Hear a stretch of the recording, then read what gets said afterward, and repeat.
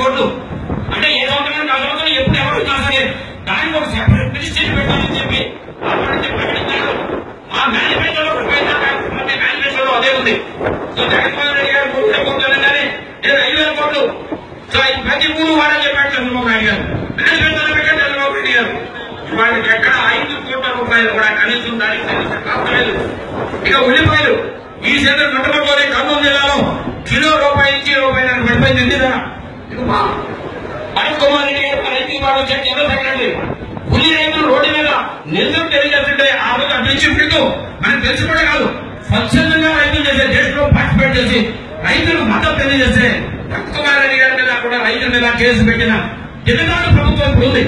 So రైతుల మీద రైతు సర్కారు మీద ఇటువంటి ఎప్పుడు కూడా కేసులు పెట్టిన ఏ ప్రభుత్వాలు కూడా. సో ఇంతకుముందు ముఖ్యమంత్రిగా ఉండగా రైతులకు కాపులు తెప్పించింది చంద్రబాబు నాయుడు గారు. ఇక్కడ కాదారిలో కాపులు తెప్పించారు, బషీర్బాద్ లో కాపులు తెప్పించారు రైతుల మీద. మళ్ళా ఈ సంవత్సరం కంపెనీ కాపాడేకి ఆయనే మద్దతు పెట్టి ఇవాళ కాపాడేది మా మీద కేసులు పెట్టే మనిషి. ప్రకాశం జిల్లాలో పొగాకు రైతు ఆత్మహత్య చేసుకుంటే న్యాయం చేసుకుంటే వాళ్ళ